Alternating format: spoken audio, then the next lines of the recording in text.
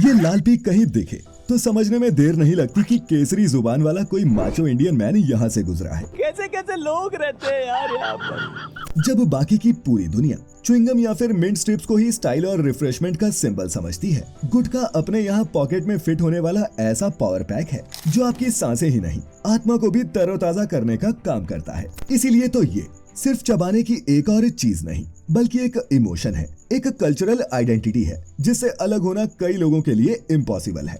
तुम गुटखा कब से खाते हो? 1-2 महीना से। 1-2 महीना से? कौन सा गुटखा खाते हो? सूद प्लस। कितने का आता है?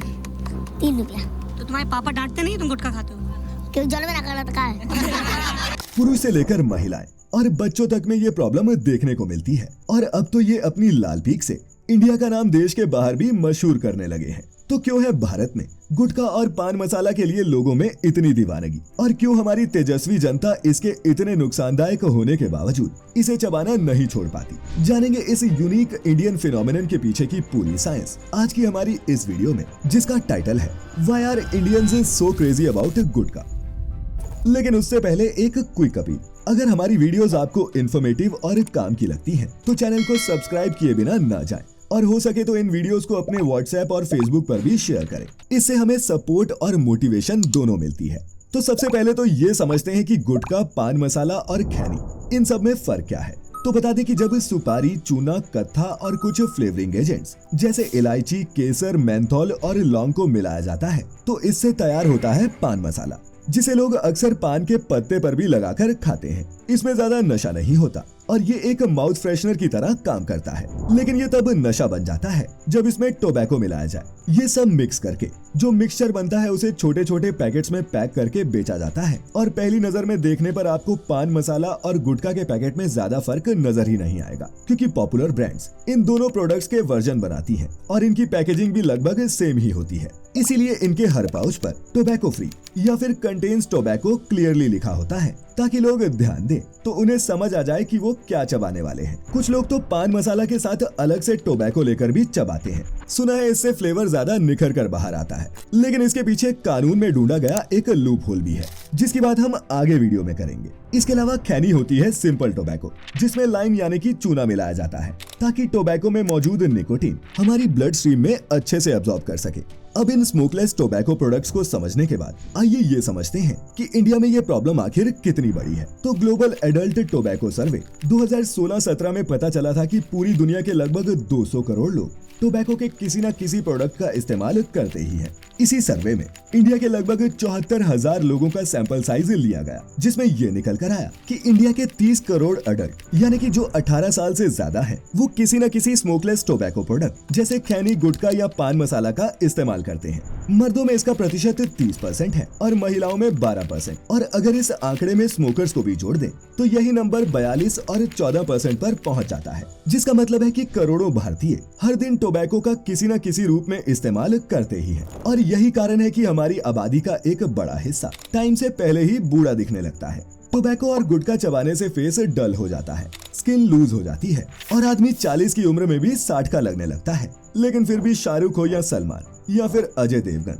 बड़े से बड़े स्टार्स भी इसकी शैडो मार्केटिंग करते नजर आते हैं। बेहद पैसा जो मिलता है इनको भोली भाली मैंगो जनता की कोई परवाह नहीं, जबकि खुद करोड़ों रुपए की सर्जरीज करवाकर सठियाने की उम्र में भी 20-22 साल की लड़कियों से रोमांस करते नजर आते हैं।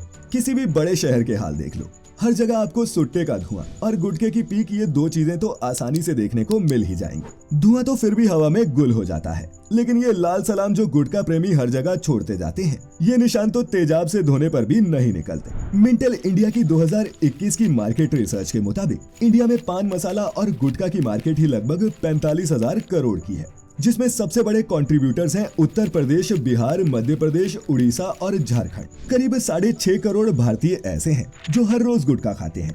कई शहरों में तो बैन होने के बावजूद गुटखा आसानी से कहीं भी मिल जाता है। अब जब खाने वालों को ही अपनी फिक्र नहीं और गुटखा व्यापारी करोड़ों का चंदा दे तो सरकार भी ज्यादा कुछ नहीं कर पाती। उन्हें तो उल्टा इसकी सेल से मोटा टैक्स मिलता है। अब दोस्तों, गुटखा हो या पान मसाला, ये गरीब का नशा है। वो बात अलग है कि इसे बेचने वाली कंपनीज इसकी पैकेजिंग अच्छी करके और बीच में थोड़ा एक्स्ट्रा इलायची केसर की फ्लेवरिंग डालकर इसे एक प्रीमियम प्रोडक्ट के तौर पर भी बेचती है। खैर, आपने तो नोटिस किया होगा कि गुटखा चबाने वाले ज्यादातर लोग लेबर क्लास के होते हैं। कोई फैक्ट्री में काम करता है तो कोई गार्ड की नौकरी, कोई ऑटो रिक्शा चलाता है तो कोई मेहनत मजूरी। अब दोस्तों, इनमें से कोई भी काम आसान नहीं। ये 14-15 घंटे तो वैसे ही काम करते हैं और ऊपर से इन अंडरपेड वर्कर्स को ओवर टाइम भी करना पड़ता है। ये काम इन्हें इतना स्ट्रेस देता है जिसे खत्म करने का गुटखा के अलावा इन्हें कोई और रास्ता नजर ही नहीं आता। जब पूरा पूरा दिन ये बाहर काम करते हैं तो गुटखा चबाने से इनका काम भी नहीं रुकता और इनका मूड भी फ्रेश हो जाता है। सबसे बड़ी बात है कि गुटखा खरीदने के लिए इन्हें कहीं दूर जाना ही नहीं पड़ता, बल्कि पास ही की टपरी या फिर दुकान से ये इजीली मिल जाता है। सरकारों से भी ज्यादा उम्मीद करना बेमानी है, उनका तो फायदा ही फायदा है। अब अगर यूथ नशे और गैम्बलिंग जैसे अवसादों में पड़ा रहेगा तो उनसे रोजगार मांगेगा कौन, कोई सवाल पूछेगा कैसे। तभी तो ये जानते हुए कि ये प्रोडक्ट्स जनता के लिए कितने खतरनाक हैं, खुलेआम इनकी टीवी और सोशल मीडिया पर सरोगेट मार्केटिंग धड़ल्ले से चलती है, जिसमें ये भले ही अपना मेन प्रोडक्ट ना दिखाएं, लेकिन उसी ब्रांड नेम के तले किसी लीगल प्रोडक्ट की एड बनवाकर काम ये अपना गुटखा, बियर या अल्कोहल की मार्केटिंग करने का ही करते हैं। अब दोस्तों, दिहाड़ी मजदूरी करने वाले के पास कहाँ ही समय होता है दुनिया की इन बारीकियों को पढ़ने समझने का। तो जब ये फैंस अपने फेवरेट मूवी स्टार्स को एड्स में गुटखा प्रमोट करते देखते हैं तो उन्हें लगता है कि ये भी एक स्टाइल होगा और इसी के चलते वो इन कैंसर बिजनेसेस के चंगुल में फंस जाते हैं और एक ऐसी वाहियात आदत पाल लेते हैं जो फिर छोड़े नहीं छूटती। अब गुटखा खा रहे हो, मर जाओगे तो? शाहरुख खान मरबे नहीं किया तो हम कैसे मर जाएंगे? शाहरुख खान कैसे मरेगा? वो भी गुटखा खाता है तो। शाहरुख खान गुटखा खाता है? हाँ। कौन बोला है तुमको? प्रचार में देखे हैं। अच्छा, प्रचार में। और पुरुष तो पुरुष, महिलाएं भी इसमें पीछे नहीं हैं। अनिरुद्ध बाबा की संगत में ऐसी कितनी ही औरतें आती हैं कि बाबा मेरा गुटखा छुड़वा दो। गुरुजी, मैं गुटखा खाती हूँ। अब जो माँ खुद ही गुटखा चबाती होगी वो बच्चों को तो क्या ही मना कर पाएगी। कोविड का टाइम तो सभी को याद ही होगा, जब गवर्नमेंट ने पूरे देश में लॉकडाउन लगा दिया था। लेकिन तब भी भले ही आपको ऑक्सीजन सिलेंडर टाइम से न मिले, लेकिन ये गुटखा तब भी आसानी से मिल रहा था। हमारे देश में शायद ही कोई ऐसा रेलवे स्टेशन होगा जिसके पिलर्स और दीवारों पर ये लाल निशान न दिखते हों। रेलवेज ने कई बार इनकी सफाई करने की भी कोशिश की है, लेकिन कुछ ही वक्त में ये वापस वैसी ही हो जाती हैं। लोग तो ट्रेन के डिब्बों, मॉल्स, थिएटर्स और हॉस्पिटल्स तक को नहीं छोड़ते। किसी भी सरकारी दफ्तर में चले जाओ, उसकी सीढ़ियां और कोने इन गुटखा स्टेन से भरे मिलेंगे। अब आम आदमी तो आम आदमी, बड़े बड़े विधायक और मंत्री भी हर रोज बिना ब्रेक के ये गुटखा चबाते हैं। इसी साल 4 मार्च की बात है, जब उत्तर प्रदेश असेंबली के मेन हॉल में एक विधायक जी ने ये लाल निशान मेन हॉल की एंट्रेंस पर ही छोड़ दिए, जिसे देखकर योगी जी का चेहरा भी एकदम लाल हो गया और स्पीकर ने असेंबली के अंदर गुटखा चबाने पर 1000 रुपए का फाइन अनाउंस कर दिया। कोलकाता का हावड़ा ब्रिज भी इस गुटखा मेनेंस का एक और शिकार है, जिस पर लोग ये पान गुटखा थूक देते हैं और हर साल करोड़ों रुपए सिर्फ इस ब्रिज की सफाई और रीपेंटिंग करने में ही खर्च हो जाते हैं। अब दीवारों को तो कुछ नहीं होता, लेकिन चूंकि ये पुल मेटल से बना है, इसीलिए ये गुटखा स्टेन्स उसके साथ रिएक्ट करके जंग लगने का कारण बन सकती है और इसीलिए इनकी सफाई होना जरूरी है। और दोस्तों, ये प्रॉब्लम सिर्फ इंडिया की नहीं है, पूरे इंडियन सब कॉन्टिनेंट के लोग ही इससे ग्रसित हैं और इसीलिए जब वो माइग्रेंट वर्कर बनकर देश के बाहर जाते हैं तो अपनी ये लाल पीक अपने साथ वहाँ भी ले जाते हैं और वहाँ की पब्लिक प्लेसेस पर थूक थूक कर अपने देश का नाम रोशन करते हैं। दुबई में इन माइग्रेंट वर्कर्स की संख्या बहुत है, इसीलिए वहाँ जाकर ये वहाँ की पब्लिक प्लेसेस का हाल भी अपने यहाँ जैसा ही करने लगे थे। जिसके बाद दुबई म्युनिसिपैलिटी ने स्ट्रिक्ट एक्शन लेते हुए पब्लिक प्लेस पर थूकने पर 1000 दिरहम्स का फाइन लगा दिया, जो इंडियन करेंसी में होते हैं लगभग 23,000 रुपए। यूके में भी बर्मिंघम और साउथ हॉल जैसी लोकेलिटीज जहां इंडियन और पाकिस्तानी ज्यादा रहते हैं, वहां पान गुटखा स्पिटिंग एक बड़ी प्रॉब्लम है, जिसके लिए काउंसिल्स को साइन बोर्ड्स लगवाने पड़े और कई पेनल्टीज भी अनाउंस करनी पड़ी। और कुछ इस तरह अपनी एक और हैबिट के चलते हम इंडियंस पूरी दुनिया में बदनाम हो रहे हैं। अब दोस्तों, हमारे देशवासियों की ये आदत कोई नई भी नहीं है, बल्कि इसके रूट्स तो हमें अपने इतिहास में बहुत पुराने समय में मिलते हैं। बस तब इसे गुटखा या पान मसाला नहीं, सिर्फ पान कहते थे। ऋग्वेद और अथर्ववेद में भी इसका मेंशन मिलता है। ये भी माना जाता है कि समुद्र मंथन के समय शिवजी के जहर पीने के बाद उनके मुंह की कड़वाहट को कम करने के लिए बेलपत्र के साथ साथ एक पत्ता भी दिया गया था। इसी कारण पान की हिंदू संस्कृति में एक अलग ही महत्ता है। इसके अलावा राजा महाराजा के जमाने में भी पान का जिक्र हमें उस दौर के किस्से कहानियों में मिलता है। इसके हर इंग्रेडिएंट का अपना अपना फायदा होता। जैसे चूना कैल्शियम का सोर्स है, इलायची मुंह की स्मेल को छिपाने के लिए और लौंग या कत्था डाइजेशन में मदद करता। लेकिन तब पान सिर्फ एक माउथ फ्रेशनर था जिसमें टोबैको मिलाने का काम किया पुर्तगालियों ने, जब 16वीं सदी में वो अपने साथ तंबाकू लेकर भारत आए। और इसके बाद से ही जो माउथ फ्रेशनर सेहत के लिए अच्छा होता था वही खतरनाक हो गया, और जो पान सेहत और शगुन का प्रतीक हुआ करता था वो एक हेल्थ हैजर्ड बन गया। मॉडर्न जमाना आया तो केमिकल आर्टिफिशियल फ्लेवर्स का भी इस्तेमाल होने लगा, और ताजे पान की जगह सुपारी और टोबैको मिलाकर पान में डलने वाले मसाले को ड्राई करके पैकेट्स में पैक करके बेचा जाने लगा। इसमें मिलाए जाने वाले केमिकल्स में मैग्नीशियम कार्बोनेट होता है जो मसाले को ड्राई तो रखता है लेकिन डाइजेशन और सांस लेने में दिक्कत पैदा कर सकता है। सैकरीन और दूसरे आर्टिफिशियल स्वीटनर्स भी इस्तेमाल किए जाते हैं जो आपकी बॉडी का बैलेंस बिगाड़ सकते हैं। और फिर आता है पैराफिन जो सीधे सीधे कैंसर को दावत देता है।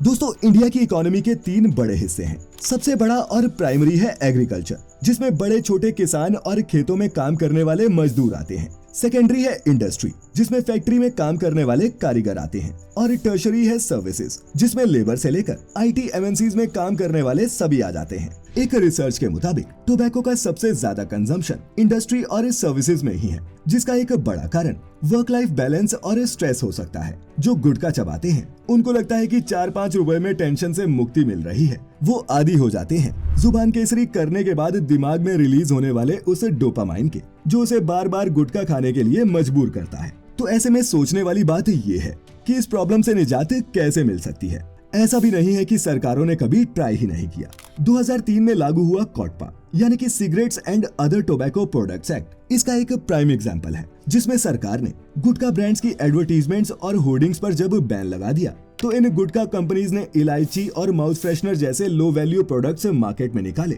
बिल्कुल वैसी ही ब्रांडिंग के साथ जैसे इनके टोबैको प्रोडक्ट्स थे। और फिर इन प्रोडक्ट्स के नाम पर अपने गुटखा की सरोगेट मार्केटिंग करने लगे। इसके अलावा कई स्टेट्स में गुटखा या फ्लेवर टोबैको प्रोडक्ट्स को कम्प्लीटली बैन कर दिया गया, लेकिन कंपनीज ने इससे बचने का भी लूप होल निकाल लिया। अगर आपको याद हो तो 2011 से पहले जितने भी टोबैको मिक्स्ड पान मसाला आते थे वो सब एक ही पैकेट में आता था, और फिर बाद में ये पैकेट्स अलग अलग आने लगे। यानी कि टेक्निकली अब टोबैको मिक्स्ड पान मसाला एक नहीं बल्कि 2 अलग अलग प्रोडक्ट्स हो गए, और लोग इसे खरीदकर पहले तो मिक्स करते और फिर उसे चबाते। इसके अलावा ये भी कानून बना कि कोई भी शॉपकीपर स्कूल कॉलेजेस के पास टोबैको प्रोडक्ट सेल नहीं कर सकता, और वायलेशन करने पर उसे हो सकती है 5 साल की जेल। लेकिन इस नियम के बावजूद आपको ढेरों स्कूल कॉलेजेस के बाहर लगे हुए ये सिगरेट पान के ठेले मिल ही जाएंगे। नियमों में ढिलाई का एक कारण इन पान मसाला और गुटखा कंपनीज का अरबों का बिजनेस भी है, जो 47,000 करोड़ के आसपास था 2024 में, जो हमारी GDP का लगभग 1.5% होता है। बेशक पान मसाला गुटखा की इन सेल से GDP के नंबर थोड़े चमक जाते हो, लेकिन GDP के इन आंकड़ों में कुछ नजर नहीं आता, तो वो है एक मजदूर की जिंदगी का दर्द और कैंसर वार्ड का बिल भी। हमारा इस वीडियो को बनाने का मोटिव गुटखा खाने वालों को डिमीन करना नहीं है, बल्कि ये अवेयरनेस फैलाना और समझाना है कि बहादुरी दीवारों पर गुटखा थूककर उसे लाल करने में नहीं है, बल्कि खुद छोड़कर दूसरों को भी ये लत छुड़वाने में है। खैर, अब आप कमेंट करके बताइएगा कि आपके घर या फिर आसपास में भी ऐसे लोग हैं जो ये गुटखा पान मसाला चबाते हैं, और अगर हैं तो उन्हें ये वीडियो जरूर दिखाएं, और हो सके तो शेयर करें अपने फेसबुक और व्हाट्सएप पर भी। खैर, आज की इस वीडियो में इतना ही, जल्द ही फिर मिलेंगे, तब तक के लिए आपका बहुत बहुत शुक्रिया।